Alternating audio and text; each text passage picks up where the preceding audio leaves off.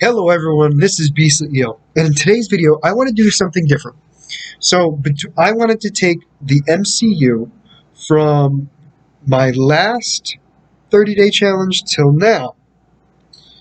All of the new MCU characters that were introduced and ranking them based on how happy I am that they are here.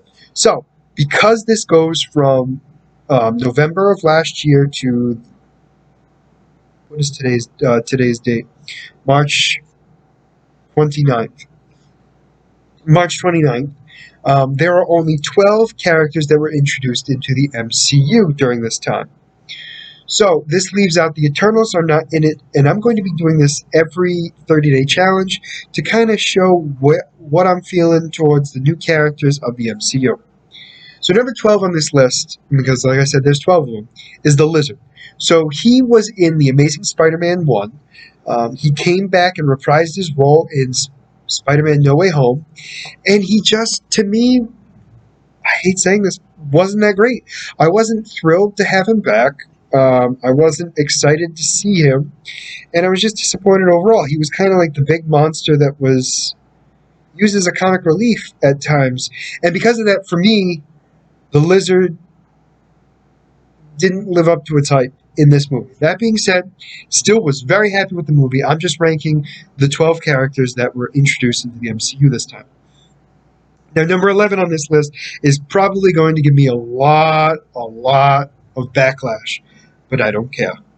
I put number 11 as Venom. Now, here's my reasoning behind it.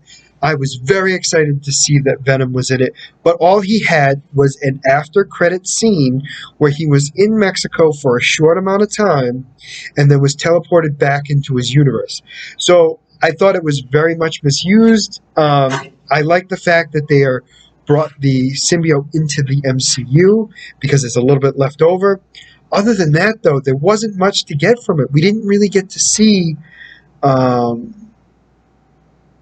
we didn't get to see Eddie Brock really be Eddie Brock in this, and I thought that was very disappointing. They kind of wasted him, in my opinion. It was kind of sad, like I said, in my personal opinion. Number 10 on this list, moving right along to another person that was introduced in Spider-Man No Way Home, is Sandman. Sandman, I've never been a happy camper with him. Didn't really like him in the comics, didn't really like him in the show, didn't really like him in Spider-Man 3.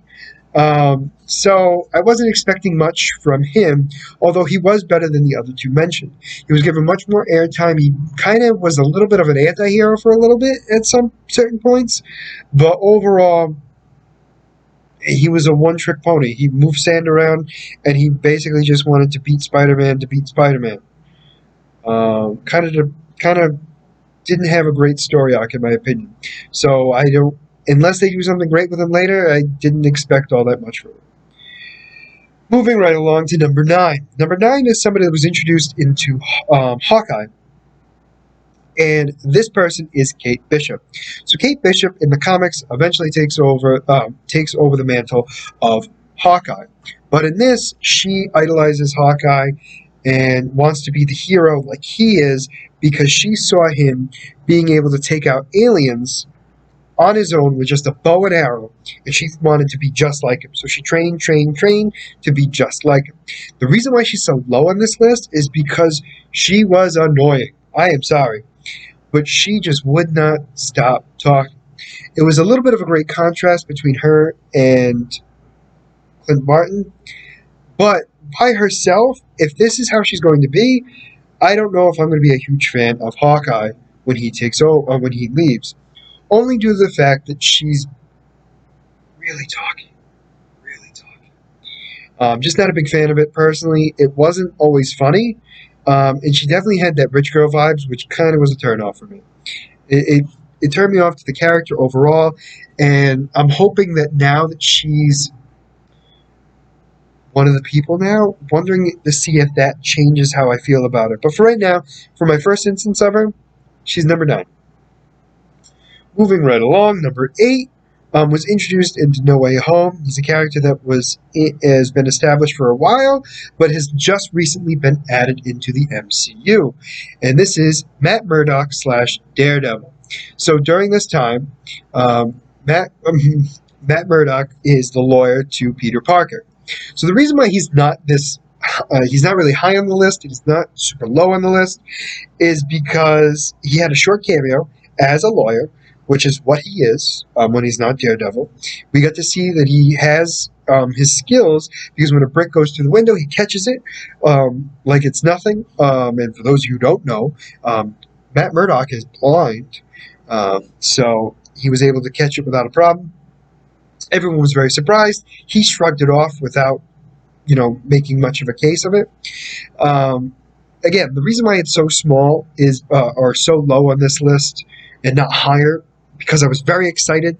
I was more excited for the fact that he was being introduced, but realistically, he wasn't really given a chance to shine. He was just basically shown that, hey, I'm in the MCU, and that was it. I guess that was kind of the point, but I'm excited to see him in Daredevil Season 4. Or possibly, I think it's Season 5 now. I don't even remember. I have to look it up again. But anyway, that being said, minus all that, Daredevil will be coming back into the MCU in his own show, and I'm excited to see what they have in store for him for the MCU. That being said, it was a short cameo. I'm sorry. Number 7 on this list was somebody I didn't even know existed, to be honest with you, as a character. Her name is Ekko. She was introduced in Hawkeye. She was a criminal mastermind turned good later on. More anti-hero, in my personal opinion. So she has very similar abilities to Daredevil in the sense that she uses sonar to... not sonar. She's more like Taskmaster. I apologize. She's more like Taskmaster in the sense that she's able to mimic other people's abilities. Specifically their physical movements, not their powers, just their physical movements. And I did like her character arc overall. I was excited, but I felt like it was kind of cut short. I understand why. She's getting her own series later on. But that being said, I was just very excited, and then it kind of was put to a stop. And again, I understand why. But that's why she's decently up here on this list. And the number 6 on this list was somebody who I was very excited about. He did not get much airtime in Hawkeye, but I was super excited to have him in it, and that's Kingpin. So Kingpin, criminal mastermind, now into the MCU, showing off his stuff, basically trying to get his empire back after the blip. And overall, just excited to see him, and showed his full strength. He's much stronger than when he was in the Netflix series, so they buffed him up a lot to go toe-to-toe. I mean, he took an arrow and explosives to the face and was I don't want to say undamaged, but didn't die from it. Like, he should have been killed by what he got hit by, and he wasn't. So I'm also super excited to see where we see him in the MCU overall, because I'm hoping he plays a major role later on. But it kind of ended on a cliffhanger. We don't know if he's dead or alive, and I will be very unhappy if they killed him off in that, but I really doubt they will. So, moving right along to number 5 was somebody that was surprisingly high on this list for me if I looked at this a year ago. If I looked at this list and was like, why is this person so high on this list? They should be on the bottom. Is Andrew Garfield's The Amazing Spider-Man character, Peter Parker. So, in this, in No Way Home, he got a huge boost, in my opinion. I loved the character even more. He was less arrogant. He was more down to earth, in my opinion. Much more like the Peter Parker he should have been in the movies. And I absolutely loved it. He got a redemption and everything with saving MJ. Perfect. Loved everything about it. I'm excited to see what we get from him later on. Supposedly we're going to be getting a Amazing Spider-Man 3, which will be exciting to see. Overall, very excited to see where we see him in the future. Number 4 on this list is Electro. I love this character overall in the comics. That being said, Jamie Foxx's character rebooted. Very, very good. I personally liked him better in this.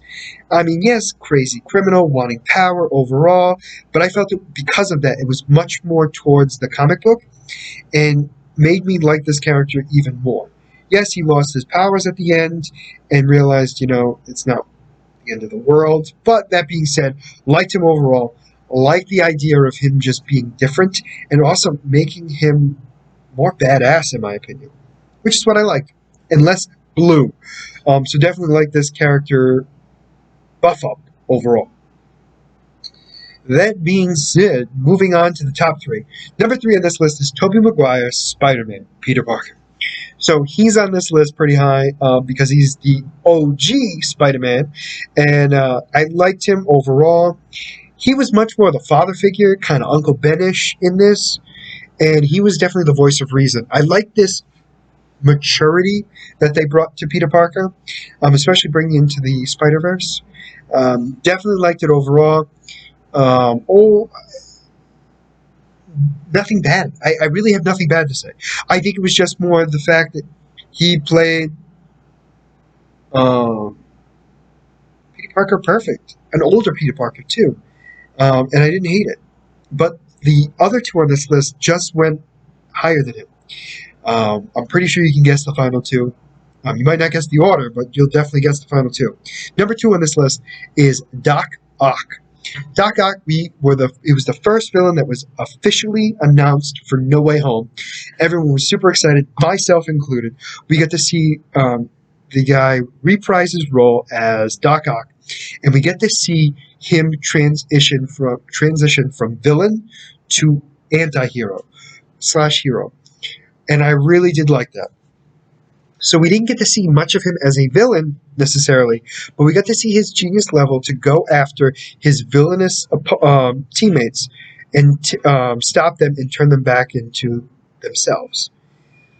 So definitely overall a great arc for him. We got to see him be happy to see Toby Maguire again and be happy that Peter Parker is living a life.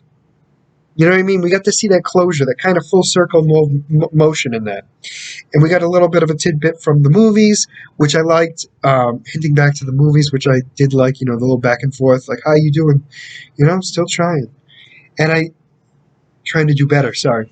And overall, I just liked it. Number one on this list is Green Goblin. Oh, they did this character so much better. So we get to see him in his original costume for a little bit and then get an upgrade, which I thought was awesome. We got to see his psychotic side completely.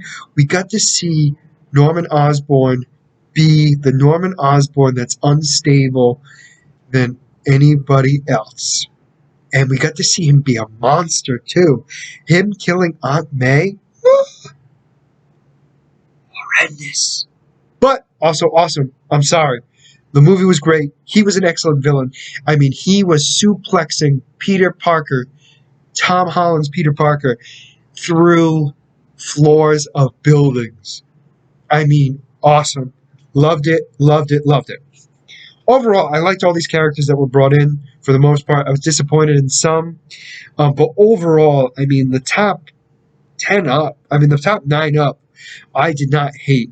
Overall, I mean, there were some things I wasn't happy with, but overall, I'm excited to see where the MCU is going further. Now, the most important question. Do you guys agree with this list? Do you disagree? Please let me know in the comments below. And as always, I think there's only 2 days left of the 30-day challenge. So, if you like the content you see, please let me know by hitting the like button over here or in the comments below. That way I'll produce more videos like this. If not, also let me know in the comments below. It'd be great to know. That being said, this is going to be Beastly Eel signing out. Have a great day.